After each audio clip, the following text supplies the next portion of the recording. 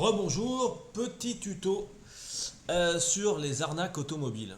Eh ouais, quand vous faites l'achat d'un véhicule, les gens posent souvent la question, on a peur de se faire arnaquer, hein. Voilà, ça c'est la question piège. On a peur de se faire arnaquer, que le véhicule passe pas au contrôle technique, qu'il était au niveau de la carrosserie, qu'il ait été trafiqué, maquillé avec d'autres pièces moteurs qui ne sont pas compatibles et qu'on se retrouve à un moment donné avec un véhicule complètement foutu et qu'on ne peut pas utiliser, soit parce qu'on ne peut pas avoir la carte grise, parce que le véhicule au niveau législatif n'est pas en légalité, en conformité avec ce qui est écrit sur la carte grise, hein, ça arrive souvent. Et là, je vais vous faire un petit melting pot de comment éviter les arnaques quand on achète un véhicule. Donc, on va y aller tout doucement, tranquillement. J'espère que je ne vais pas sauter des étapes. Donc, j'ai mis attention, arnaque. Et ouais, parce qu'au jour d'aujourd'hui, on peut se faire arnaquer. Donc, première chose qu'on doit avoir, ce sont les factures d'entretien du véhicule. Alors, les factures d'entretien du véhicule, on doit avoir un véhicule, donc on l'entretient. Ça me paraît logique, mais c'est tellement logique que des fois, on n'y fait même pas attention. Donc les factures d'entretien véhicule. Donc les factures d'entretien, c'est pas une facture d'entretien tous les 6 mois, c'est les vidanges classiques. Alors sur les véhicules récents, c'est sur les 10-20 000 km. Sur les anciens véhicules, entre 5 et 7 000 km à peu près, hein, on entretient, on fait sa vidange, les filtres à huile, le filtre à air, très important, filtre à huile, filtre à air. Alors filtre à huile toutes les deux vidanges, mais filtre à air, allez, disons 20 000, 30 000, il est nettoyé, bon bref. Ça c'est les entretiens basiques, vidange, filtre à huile. Donc déjà, est-ce qu'on a l'entretien sur toute la vie du véhicule sur ce type de choses? Déjà, ça permet d'éclairer, de dire le véhicule a été entretenu du début jusqu'à la fin. Bon, j'ai pas de musique de fond, hein, je suis désolé, ça va être un petit peu chouillallon, mais ça peut vous aider quand vous allez acheter un véhicule. Voilà, c'est des petites astuces qu'il faut avoir. Donc, l'astuce, c'est les factures d'entretien du véhicule et principalement l'huile et l'eau. Tant qu'on a de l'huile et de l'eau dans un moteur, tout va bien. Maintenant, les astuces. Comment on repère qu'un véhicule est défectueux? Souvent, les problématiques qui se répercutent, ce sont les joints de culasse, les changements de pompe à eau. Ça veut dire changement de pompe à eau, ça veut dire soit la pompe à eau est défectueuse, soit le véhicule a chauffé et on a dû changer la pompe à eau parce que le joint de pompe à eau, il a soit lâché, soit sur autoroute, soit bon bref. Donc ça, c'est lié au problème de température moteur. Donc changement de liquide de refroidissement, changement de pompe à eau, ok, changement de durée d'eau.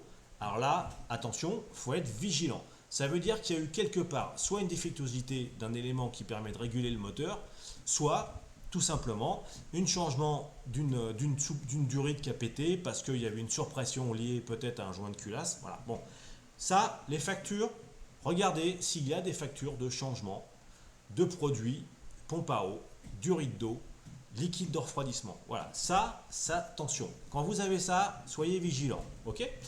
Bon, pour ça, c'est le côté facturation. Évidemment, le contrôle technique à jour, hein, ça c'est une évidence, ok. Sur le contrôle technique, on a plein d'éléments qui vous permettent quand même, bon quand il est passé, tant mieux, quand il n'est pas passé, voilà, hein, c'est un peu plus compliqué. Donc les factures, ne pas oublier les factures.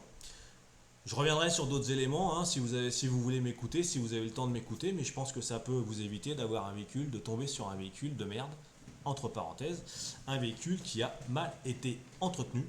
Voilà, et donc c'est pas mal, vous verrez. Hein, moi j'ai eu l'expérience de ça, hein, parce que j'ai acheté des véhicules, j'en ai revendu. Voilà. Et donc, alors, une chose aussi qui est intéressante à voir, c'est, les fuites moteurs. Alors, fuite moteur. Souvent, évidemment, par gravité, ça fuit en bas. Hein, ça ne refuit pas vers le haut. Sinon, voilà, Newton avec sa pomme, il a envoyé une pomme, ping, ça lui est tombé dessus et ça fuit. Donc, fuite moteur. Souvent, on regarde dessous. Vous allez sous le véhicule et vous regardez l'état du véhicule. Est-ce qu'il y a des fuites d'huile, comme sur la photo que vous avez là. Vous voyez cette photo là? Là, non, dans l'autre sens. Bah, bref, vous voyez bien la fuite. Donc souvent, il y a des fuites d'huile. Donc ça veut dire qu'il y a des joints, soit les joints moteurs qui sont défectueux et qui fuient. Parce que souvent, ce qui se passe dans les garages, sur certains garages malveillants, évidemment pas tous les garagistes ne sont pas des escrocs, je le répète, il y a des bons garagistes, il y a des garagistes bienveillants qui font leur métier et qui sont des vrais professionnels. Voilà, ça c'est dit. Voilà. Parce qu'à un moment donné, tous des enculés, tous des salauds, ça va 5 minutes, ok? Donc, fuite d'huile. Alors il y a des malins, des particuliers, qu'est-ce qu'ils font? Ils nettoient avec le Karcher, ils vont dessous et ils nettoient la fuite, d'accord? Et il la passe au contrôle technique avec la fuite nettoyée, bah oui, puis une fois que c'est passé, ben, roule ma poule. Hein. Alors souvent ça peut être des fuites, c'est pour ça qu'il faut regarder dessous, mais il faut regarder aussi au niveau du moteur, tout autour du moteur.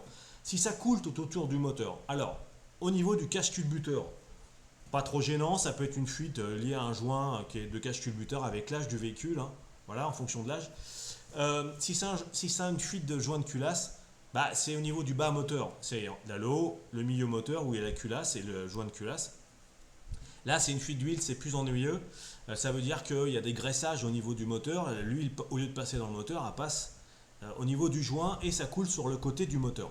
Donc regardez si ça coule sur le côté du moteur et regardez si ça coule sous le moteur. Sous le moteur, ça peut être le joint, ce qu'on appelle le carter, qui retient toute l'huile. Il y a un carter, il y a un joint. Et donc ce joint, il fuit par moment et puis bah, ça peut suinter un tout petit peu. Bon, ok. Ça, voilà. Donc regardez bien les fuites. Ça peut être une fuite de boîte de vitesse. La boîte de vitesse, c'est celle qui va donc être un petit peu à l'arrière du moteur. Mais regardez toutes ces fuites d'huile. Ça vous indique si le véhicule est en bon état ou pas, ou si les joints ont été changés durant, je dirais, la vie du véhicule. Ça, c'est encore une caractéristique qui vous permet de vous dire, tiens, il y a des fuites d'huile un peu partout, attention, ça veut dire que le véhicule n'a pas été entretenu parce que les fuites d'huile dans un garage, elles sont signalées à tout le monde. D'accord? Donc c'est la première chose. Fuite moteur, fuite de boîte de vitesse et fuite de pont pour les propulsions. D'accord? Les fuites de pont, si vous claquez un pont, alors là, attention, ça peut être souvent les fuites de chaque côté du pont. Donc c'est un pont, vous avez un entraînement qui se fait pour transmettre la puissance au niveau des roues arrière. Et souvent, vous avez ce qu'on appelle les joints SPI de chaque côté qui fuient au niveau du pont. Alors ça ne veut pas dire que on prend un gros risque, ça veut dire qu'il faut être vigilant sur les fuites de pont parce qu'un pont à changer sur une propulsion, ça coûte très cher. Voilà. Attention aux fuites d'huile, regardez partout où ça fuit. D'accord? Voilà, donc ça, fuite d'huile, ok. Donc première chose, facture. Deuxième chose, fuite d'huile. Ok. Troisième chose, alors ça c'est intéressant. Eh ouais, le bocal de refroidissement. Logiquement, dans la vie d'une voiture, on ne change pas le liquide de refroidissement. Sauf s'il y a une fuite d'eau, à ce moment-là, on aura des factures de refroidissement, changement du liquide de refroidissement, en même temps que la pompe à eau au final. Hein. Mais le refroidissement permet deux choses. Ça veut dire que s'il y a un joint de culasse ou s'il y a une surpression du moteur dans le système de refroidissement, ça veut dire que la pression qui est dans le moteur va dans le système de refroidissement. Et qu'est-ce qui se passe? Eh bien, à un moment donné, la pression augmente et le liquide de refroidissement ressort. Voilà, tout simplement. Puisque la pression atmosphérique appuie sur le liquide à l'origine, okay, ce qui permet de maintenir le liquide en place. Quand il y a une surpression dans le moteur, le liquide du moteur, la pression va dans le liquide du bocal. Et à ce moment-là, vous avez soit des bulles au niveau du bocal, quand vous ôtez le bouchon, alors faites attention parce que si le moteur est chaud, avec la pression, le bouchon, vous risquez de vous prendre un peu dans la tête et puis vous risquez de vous brûler avec les éclats. Mais logiquement, quand vous le démontez doucement, la pression, je fais bien la pression, hop, et puis vous tournez, vous regardez et vous faites tourner le moteur pour voir comment ça se passe. Et des fois, on a la surprise de voir des bulles qui arrivent au niveau du bocal. Ça, c'est le premier indice. Deuxième indice, le mélange de l'huile. L'huile peut se mélanger à l'eau si vous avez une fuite au niveau du liquide de refroidissement. Donc, vous pouvez avoir des particules d'huile en suspens au niveau du bocal. Vous jetez un œil de très haut, comme ça, et vous regardez, ou vous prenez un petit bout de tige, et vous prenez, alors, pas le doigt, c'est chaud, mais vous regardez à froid si vous avez de l'huile sur la main avec l'eau. Alors là, si vous avez de l'huile, attention. Donc, astuce, Pression, bulle, d'accord? Donc bulle dans le liquide de refroidissement. De l'huile dedans, donc de l'huile au niveau du liquide de refroidissement, l'huile elle est visqueuse, d'accord? Et après, bah, le summum c'est la mayonnaise, hein. Ça veut dire que l'huile avec de l'eau a fait de la mayonnaise et là c'est le top. Donc on peut en avoir sur le bouchon, mais sur les modèles récents, pas trop, hein, ok? Alors voilà, donc ça, liquide de refroidissement, sur pression, lié à une fuite moteur. Donc c'est des éléments sur le moteur qui peuvent déjà vous aiguiller. Donc liquide de refroidissement à vérifier. Pas aussi pareil pour le liquide de frein, sauf que le liquide de frein, s'il est très très bas, ça veut dire que vos plaquettes sont au bout, elles sont usées. Donc ça donne une indication. Vous regardez votre niveau de liquide de frein, vous le secouez, hein, vous avez le droit de secouer les deux, hein, et vous regardez déjà si les niveaux sont bons. Et ouais, simplement si les niveaux sont bons. Est-ce qu'il y a de l'huile dans le moteur? Est-ce que les niveaux d'huile et d'eau et de frein de liquide de refroidissement sont bons? Ça déjà, c'est une bonne indication de l'entretien du véhicule. Ok? Donc ça, les niveaux de liquide, et puis vous regardez les liquides, principalement l'eau. Voilà. Bon, bah, vous m'avez perdu? Non? Oh, ça fait combien? Oh la vache, oui, ça fait longtemps, ça fait 11 minutes. Mais bon, ça c'est des indications. Et une indication qui est très subtile. Maintenant, on va passer au niveau de la carrosserie. Alors, au niveau de la carrosserie, attention. Tadam! Les ajustements de carrosserie. Quand on a un accident en général d'un véhicule, qu'est-ce qu'on met? Eh bien, on met du mastic et puis souvent, on n'ajuste pas la carrosserie. Ça veut dire que quand vous regardez votre voiture à droite et à gauche sur les mêmes ailes, vous devez avoir les mêmes écartements sur l'aile droite que sur l'aile gauche. D'accord? Ça, c'est une astuce. Deuxième astuce, les optiques. Souvent, quand on change un capot, vous verrez, les espacements, comme vous voyez sur la photo, eh bien, ils doivent être identiques à droite et à gauche. Encore une astuce. Pareil pour les feux arrière. Pareil pour chaque côté au niveau des portes. Voilà, vous regardez si tout est bien ajusté. Donc, au niveau carrosserie, déjà, on se rend compte de savoir s'il y a eu un accident, et bien les ajustements peuvent être bons parce que les carrossiers travaillent très bien. Mais si ça a mal été fait, les ajustements ne sont pas bons. Petite astuce aussi. C'est quoi ça? C'est quoi ça? Qu'est-ce qu'il veut mon chien? Il a mangé il veut son nonos? Non, je déconne. Lionel. Ah la vache. C'est un aimant. Ça, c'est un aimant. Et l'aimant, sur le mastic, ça tient pas. Donc vous prenez ça et vous le mettez sur toutes les parties du véhicule quand vous allez le voir. Et à un moment donné, votre aimant, sur une partie où il y a du mastic, eh ben il est tombé. Et ouais, l'aimant est tombé. Ça veut dire qu'il y a du mastic. Voilà. Donc ça, c'est une astuce pour voir si votre véhicule a été réparé. N'hésitez pas à prendre un aimant, ça coûte rien. Et puis ça vous permet d'être sûr. Donc voilà, j'ai fait un peu le tour. Donc je vais faire un petit résumé rapide pour ceux qui sont encore là. Merci à vous. Mais bon, c'est pour vous. Si vous achetez un véhicule et que vous faites arnaquer, c'est emmerdant. Donc, première chose, vous demandez s'il y a des factures d'entretien et quelles sont la fréquence d'entretien des vidanges. Ça, c'est la première chose et c'est la base. S'il n'y a pas de facture d'entretien, taillot, c'est pas la peine, ça sert à rien. C'est les mecs qui vont faire l'entretien sur les parkings, j'ai rien contre, hein, avec une lampe torche frontale et qui vont vous changer les plaquettes de frein pour 10 € et les plaquettes quand le premier freinage ça flambe. Donc c'est pas la peine. Ok, donc pas d'entretien de véhicule. Attention, attention, attention. Et quel type d'entretien? Alors si c'est du Max Auto, Leclerc, feu vert.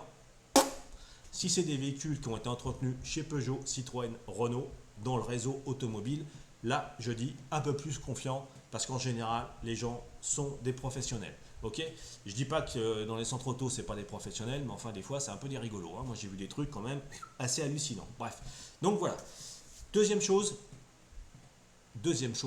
les liquides de refroidissement quand vous êtes sur le véhicule, quand vous êtes sur place, c'est principalement le liquide d'eau. Vous allez regarder le bocal de refroidissement, première chose, le liquide de frein, et savoir si vous avez le niveau d'huile qui est pile poil au bon niveau. Si ce n'est pas le cas, s'il manque intégralement d'huile ou si vous avez beaucoup trop d'huile, attention, ça veut peut-être aussi dire que de l'eau passe dans l'huile et que le niveau d'huile augmente ou que la pompe à injection vient débiter dans des interstices et vient remplir votre votre huile de gazole. Ça arrive très souvent sur certains vieux véhicules. Voilà. Donc tout ça, c'est des petites astuces, hein. Première chose, facture. Deuxième chose, les niveaux. Troisième chose, la carrosserie. Et si vous êtes encore plus pointu, quatrième chose, vous prenez la carte grise, vous avez le numéro de châssis sur le moteur, d'accord? Donc vous regardez si le numéro de châssis n'a pas été limé ou n'a pas été gratté. Pour modifier le numéro de châssis à froid, ça arrive très souvent. Dans les grosses arnaques automobiles, on change les numéros de châssis, on va chercher des voitures à la casse, on les répare, on refrappe le châssis et à partir de là, terminé, roule ma poule. Sauf que il n'y a pas de correspondance avec la carte grise très souvent. Voilà. Donc première chose, c'est ça. Après, toutes les autres arnaques, si vous avez des commentaires, mettez-les moi. Si vous avez acheté une voiture comme ça, vous me dites, tiens, je vais acheter une voiture, et j'ai un gros doute, et le doute, c'est ça. Je vous dirai. Hein, ok. Voilà. C'est quelques astuces de garagistes et de bon sens qui vont vous permettre d'acheter une voiture dans de bonnes conditions. Dr Diag, merci, bonne journée et puis partagez pour tous ceux qui en auront besoin. Allez, ciao!